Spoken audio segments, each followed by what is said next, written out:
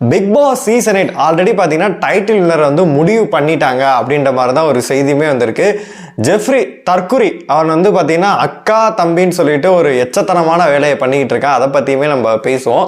First இந்த title winner விஷயத்தை பற்றி நம்ம பேசிடலாம்.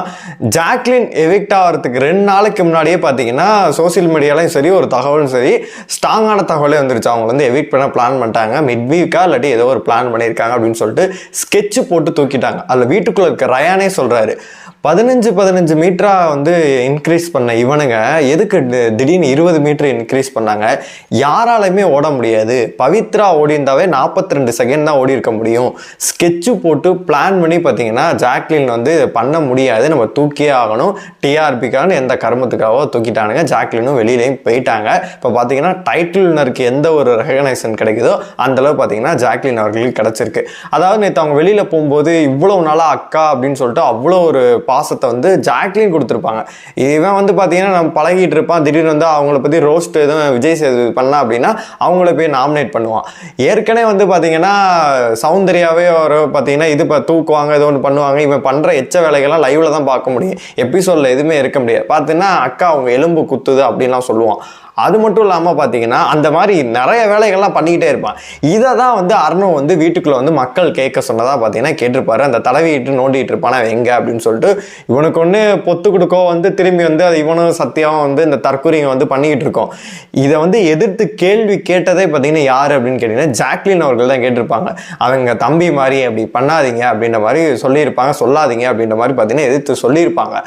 ஆனால் நேற்று அவங்க வெளியில் போகும்போது கொஞ்சம் கூட பார்த்தீங்கன்னா எதுவுமே இல்லாமல் பார்த்தீங்கன்னா சிரிச்சிருப்பான். ஏன் நீ ஃபீல் பண்ணவே வேணாண்டா, அமைதி மூடிக்கிட்டாச்சு இருக்கலாம்ல, எதுக்கு அப்படி பண்ண அப்படின்னு சொல்லிட்டு பார்த்தீங்கன்னா அவனை போட்டு செய்கிறாங்க. சரி, அவன் தற்கொலை அப்படி தான் பண்ணான் அப்படின்னா நேற்று நைட்டு வந்து டான்ஸ் ஆடுறான். சரி, அது கூட சரி நீ தற்கொலை பண்ணிட்டு போ அப்படின்னாலுமே பார்த்தீங்கன்னா தர்ஷா குப்தா அவங்க இருக்காங்க. அவங்க பேர் மென்ஷன் பண்ணுவான்னு தெரில, அது வீடியோ எல்லாம் வருது, எல்லாம் மென்ஷன் பண்ணியே போடுறாங்க, நம்ம சொன்னால் தப்பு கிடையாது. அவங்க இடுப்பை பிடிச்சி கிள்ளிட்டு இருக்கான். பார்த்தீங்கன்னா அக்கா தம்பின்றான். இவனை சொன்னால் அவனுக்கு பொத்துடுக்கோ வந்துடும். அதாவது எவ்வளோ பெரிய மேடை, அதாவது இது கிடைக்கணும்னு சொல்லிட்டு எவ்வளோ பேர் தாகம் கிடக்கிறாங்க. இதை நான் அவ்வளோ பெருசாக நீங்கள் கேட்கலாம். ஆனால் இது ஒரு சினிமா ஒரு வாய்ப்புக்காக ஒரு ட்ரம்ப்காக ஒரு கார்டு மாதிரி தான் இது.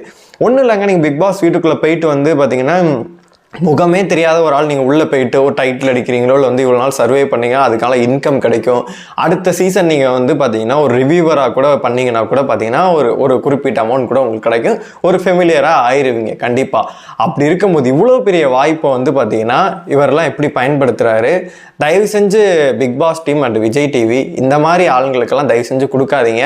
ஏன்னா நீங்கள் என்ன மாதிரி யோசித்து கொடுத்து ஒரு இது பண்ணுறீங்க, அவன் எந்த மாதிரி யூஸ் பண்ணிவிட்டு எந்த மாதிரி பண்ணுறான் அப்படின்றனால தயவு செஞ்சு கொடுக்காதீங்க. ஏன்னா இது வந்து பல பேருக்கு வந்து ஒரு பேடாக வந்து ஆயிரும். ஏன்னா ரொம்ப கஷ்டப்பட்டு இருக்குன்னு சொல்லிட்டு நீங்கள் ஏதோ ஒரு கார்டு இது பண்ணும் அப்படின்றதுக்காண்டி இவனுக்கு கொடுக்குறீங்க. அப்படி இருக்கும்போது அவன் எந்த மாதிரி யூஸ் பண்ணுறான் பாருங்க. இது வந்து நிறைய பேர் அது கேவலப்படுத்தும்.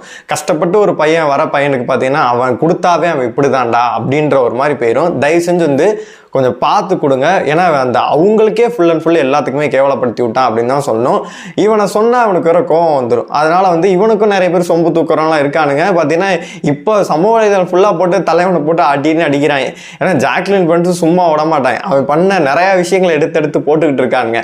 என்ன அப்படின்னு கேட்டிங்கன்னா எல்லாரும் உட்காந்துருப்பாங்க, சிரிக்காதீங்க அப்படின்னு சொல்லிட்டு சொல்லியிருப்பாப்புல. இப்போ வந்து பார்த்தீங்கன்னா ஜாக்லின் வெளியில் போகிறப்ப ஒரு சிரிப்பாரு. ஆனால் அந்த தற்கொலைக்கெல்லாம் வந்து தயவு செஞ்சு முன்னாடி சப்போர்ட்லாம் இருந்துச்சு. வெளியில போன வரைக்கும் நல்லது அப்படின்னு சொல்லிட்டு எல்லாருமே எதிர்பார்த்துட்டு நாளைக்கு இதை சேது ஒன்று கேட்பாரு அப்படின்னு தான் நினைக்கிறேன். ஏன்னா ஒருத்தர் வெளியில போகும்போது எப்படி உனக்கு சிரிப்பு வருது? ஜாக்லினை பொறுத்த வரைக்கும் உண்மையான பாசத்தை வந்து ஜெஃப்ரிக்கு கொடுத்துருப்பாங்க. அப்படி இருக்கும்போது நீ எல்லாருக்கும் ஃபேக்காக தானே இருந்திருக்க. கூட அந்த நண்பர்களுக்கும் போயிட்டு ஓட் பண்ணி உள்ள வந்து இது பண்ண, நாமினேட் பண்ண. இப்போ பார்த்தீங்கன்னா ஒருத்தர் வெளியில போகும்போது டான்ஸ் ஆடுற, பாட்டு பாடிக்கிட்டு இருக்க, போய் சிரிக்கிற, என்ன எச்ச பிஹேவியர் தானே அப்படின்ற மாதிரி தான் நம்மளுக்கு தோணுது. சரி, இந்த எச்சையை பற்றி பேசிக்கிட்டே இருக்க வேண்டியதான். டைட்டில் வின்னர் பார்த்தீங்கன்னா ஆல்ரெடி முடிவு பண்ணிட்டாங்க அப்படின்ற நியூஸ் தான் இப்போ நம்மளுக்குமே வருது. ஏன்னா வந்து முத்துக்குமரனுக்கு கிடைக்கிறதுக்கான வாய்ப்புகள் குறைவு அப்படின்ற மாதிரி தான் வந்து ஃபுல்லாகவே பரவிட்டு இருக்கு.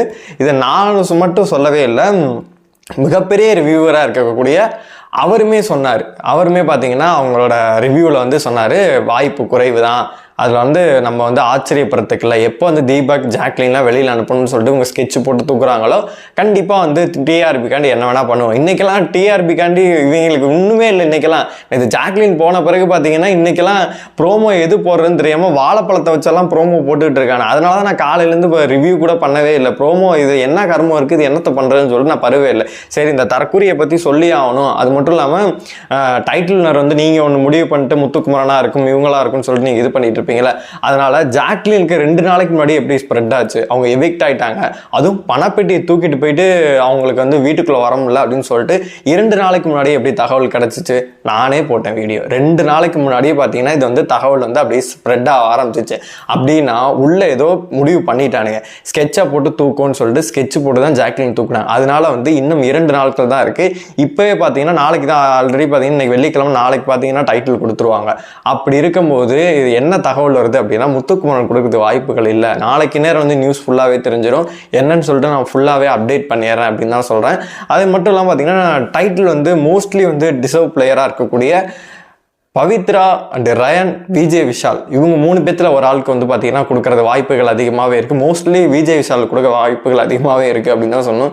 ஏஆர்எம் கான்செப்ட் படி கொடுத்தாங்கன்னா இது கொடுத்துருவானுங்க, அதாவது ரயானுக்கு கொடுத்துருவானுங்க. பவித்ராக்கு ஏன் கொடுத்தேன்னா 2வது சீசன் வந்து எக்ஸாம்பிள் அமைதியாகவே இருந்து கடைசியில் டைட்டில் வாங்கினாங்களே, அதுபடி பார்த்தீங்கன்னா அவங்களுக்கு கொடுப்பாங்க.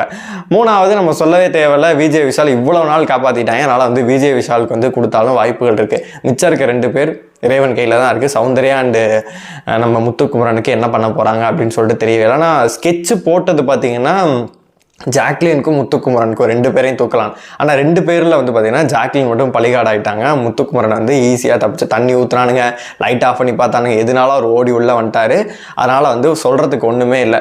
ஜெஃப்ரி இந்த நடவடிக்கை, அதாவது இதெல்லாம் பார்க்கும்போது உங்களுக்கு என்ன தோணுதோ மறக்காமல் கமெண்ட் பாக்ஸில் சொல்லுங்கள்.